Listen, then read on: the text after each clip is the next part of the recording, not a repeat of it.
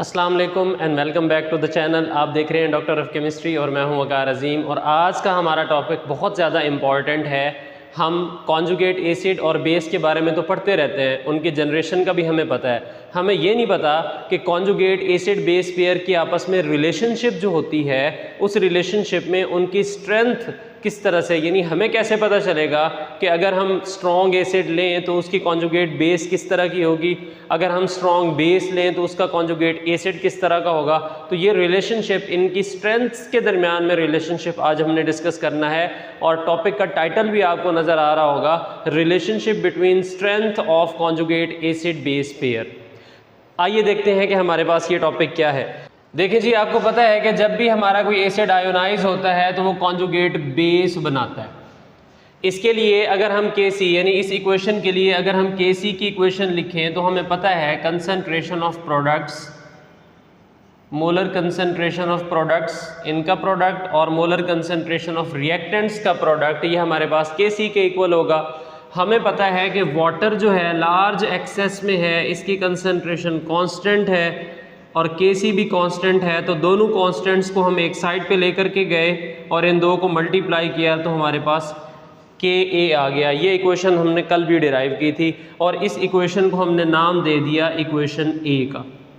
इसी तरह से जब आप बेस पानी में डिज़ोल्व करते हैं तो वो आपके पास इसी तरह से एक पेयर बनाता है, और ये भी हमारे पास Kc की इक्वेशन बनाएं तो Kb हमारे पास हासिल होगा और इक्वेशन हमारे पास बन जाएगी B।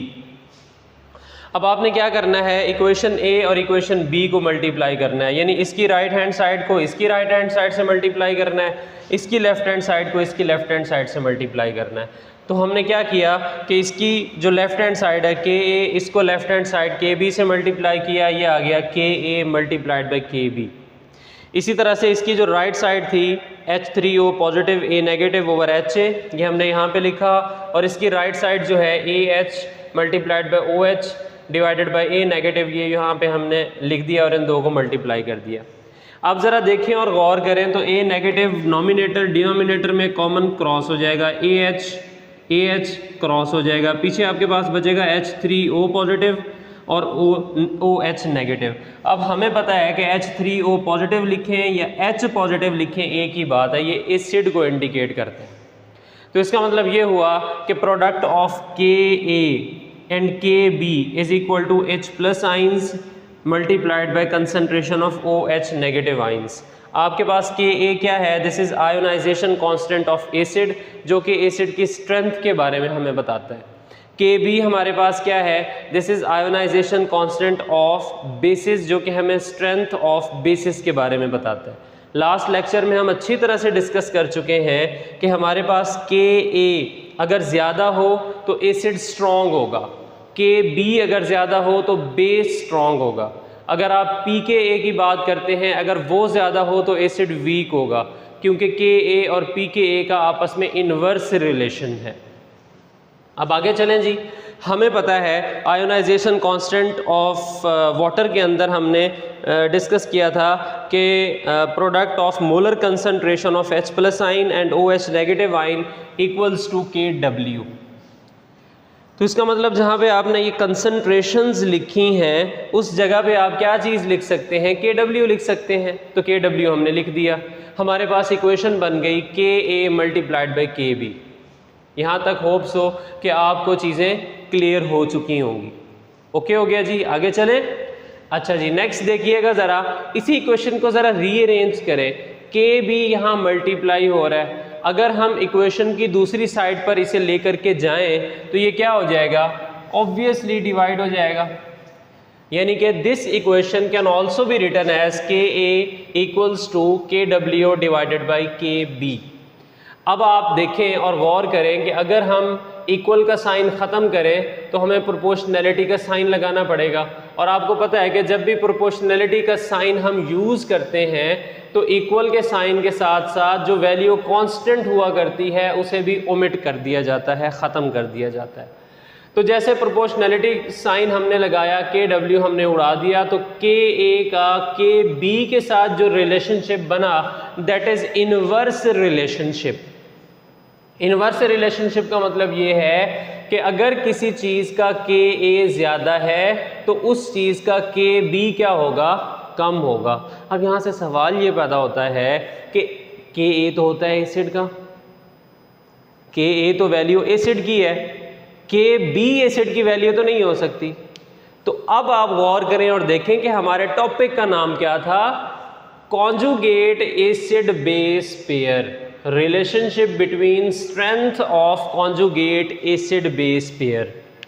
तो इसका मतलब ये है कि ये जो Kb है ये कॉन्जुगेट बेस की स्ट्रेंथ को इंडिकेट करती है, और जो Ka है ये हमारे नॉर्मल एसिड की स्ट्रेंथ को इंडिकेट करता है।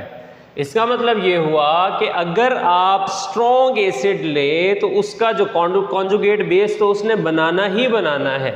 अगर हम क्या करें, if we take a strong acid then the conjugate base of that strong acid will be weak base. जो रिलेशनशिप हमें बता रहा है Ka is in inverse relationship with Kb, तो इसका मतलब ये हुआ कि अगर आप ऐसा एसिड लें जिसका Ka तो इसका मतलब ये हुआ कि अगर आप ऐसा एसिड लें जिसका Ka ज़्यादा हो तो इसका मतलब क्या होगा कि ऑब्वियसली उसकी जो कॉन्जुगेट बेस बनेगी उसका Kb कम होगा। तो मैंने लाइन लिख दी कि stronger acids will have week conjugate basis and vice versa. ये तो हमने एसिड्स के लिए लिया। अब इसी क्वेश्चन को ज़रा दोबारा देखें कि अगर हम Kb यहाँ पे रहने दें, Kw दूसरी साइड पर लेकर के जाएँ, Kb will be equal to Kw over Ka। ये क्वेश्चन कुछ इस तरह से बनेगी। अगर हमने प्रोपोर्शनैलिटी साइन ख़त्म करना है, Kw को इक्वल का साइन ख़त्म करना है तो Kw का साइन भी ख़त्म करना पड़ेगा। Kb will be in inverse relationship with Ka। इसका मतलब क्या हुआ कि ये जो Ka है this indicates the strength of conjugate acid, और ये जो Kb है this indicates the strength of normal base. जो बेस हमने ली थी वो बेस आयोनाइज हुई और उसने कॉन्जुगेट एसिड बनाया। अब वो जो कॉन्जुगेट एसिड बेस पेयर बना उसकी स्ट्रेंथ ये है कि अगर आप ऐसी बेस लें जो कि स्ट्रॉन्ग हो, यानी उसका Kb ज़्यादा हो, तो उसका जो कॉन्जुगेट एसिड बनेगा वो वीक बनेगा। They are in inverse relationship with each other.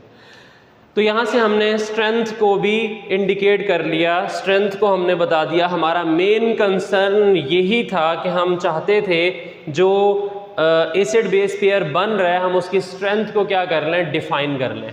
उसके बाद हमारे पास कुछ इस तरह से इक्वेशन भी हम रीअरेंज कर सकते हैं। लास्ट टाइम भी हमने डिस्कस की थी कि अगर हम इसी इक्वेशन को लॉग से मल्टीप्लाई कर दें, ये जी राइट साइड लेफ्ट साइड को भी लॉग से मल्टीप्लाई कर दिया, राइट साइड को भी लॉग से मल्टीप्लाई कर दिया, log into Ka multiplied by Kb और लॉग Kw हमारे पास आ गया।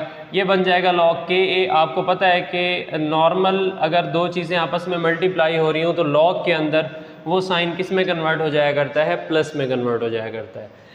यानी log Ka plus log Kb is equal to log Kw।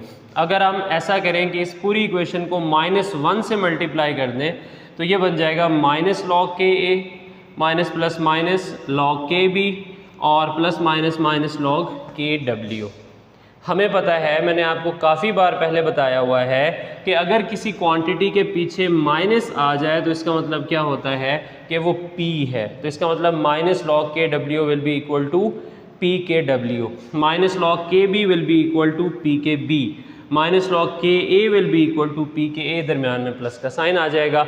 और हमें पता है ionisation constant of acid and bases के अंदर हमने पढ़ा था कि Pkw की वैल्यू 25 डिग्री सेल्सियस के ऊपर कितनी हुआ करती है, 14 हुआ करती है। तो Pkw की जगह आप 14 भी लिख सकते हैं। तो this equation can be used in various numerical problems. आज का हमारा लेक्चर रिवीजन की तरफ जा रहा है। देखिएगा हमने क्या क्या चीज़ें डिस्कस की। हमारे टॉपिक का नाम था relationship between strength of conjugate acid base pair. उसके बाद हमने क्या चीज़ डिस्कस की कि हमारे पास Ka हमने निकाला एसिड का, Kb हमने बेस का निकाला, उन दो इक्वेशंस को मल्टीप्लाई किया। उसके बाद हमारे पास Ka और Kb के दरमियान में रिलेशनशिप आ गई और उसके बाद हमने Pka और Pkb की इक्वेशन डिराइव की। तो यहाँ तक अगर किसी बच्चे का कोई क्वेश्चन है तो व्हाट्सएप पे, फेसबुक पे, इंस्टाग्राम पे, यूट्यूब पे आप हमसे क्वेश्चन कर सकते हैं।